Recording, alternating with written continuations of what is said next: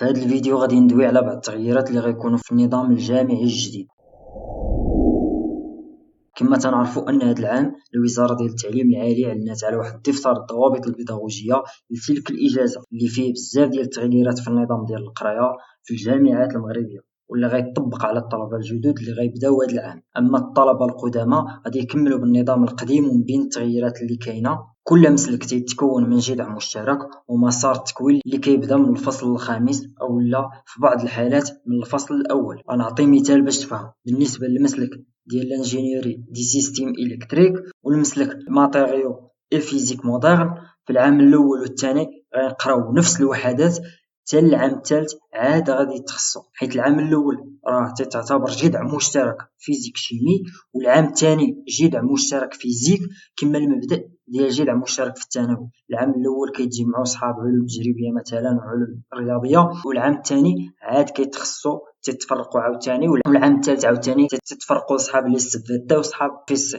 غتكون القرايه حضوريه وممكن اللجوء للتعليم عن بعد او لا بالتناوب على حسب الوضع. غتكون في الاجازه 42 وحده مقسمه ل 30 وحده معرفيه، فيه جوج ديال الوحدات ممهننتان في الفصلين الخامس والسادس غيعوضوا البروجي دو فان ديتود، 6 ديال الوحدات في اللغات الاجنبيه الفرنسيه والانجليزيه، 6 ديال الوحدات في مهارات القوه بحال المهارات الحياتيه والذاتيه والمهارات الرقميه والمعلوميات والمهارات الفنيه والثقافيه الى اخره. وهذا مثال باش تفهموا. مثلا بالمثال اللي قلت ديال لانجينيوري دي سيستيم الكتريك اللي تينتمي بطبيعه الحال للجذع مشترك ديال الفيزيك شيمي والفيزيك بطبيعه الحال. كما تشوفوا في ليس 1 غيكون عندهم دوك لي موديل اللي قلت الوحدات المعرفيه اللي هما هاد الميكانيك دو بوين، تيرموديناميك، لاتوميستيك، ليزون شيميك والتيرموشيمي والاناليز. هادو تعتبروا وحدات معرفيه. وحدات معرفيه يعني اللي مرتبطين بهذا الدومين ديال الفيزيك شيمي. بالنسبه للوحدات ديال اللغه هي ديك اللونغ اترونجي اللي غتكون فيها لونغلي والفرونسي، وغتكون ديك لا ميثودولوجي دو ترافاي يونيفرسيتير. في العام الثاني ماشي بحال شحال هادي، غتشوفوا باللي عندنا 7 لي موديل عوض 6 اللي كانوا تيكونوا شحال هادي، حيت انه تزات ديك اللونغ اترونجي ما كانتش تكون شحال هادي. ديك لا كومبيتونس كولتوريل اي ارتستيك حتى هي تزات. وايضا كما تشوفوا راه بالنسبه لي موديل غيكون واحد الاختلاف شويه.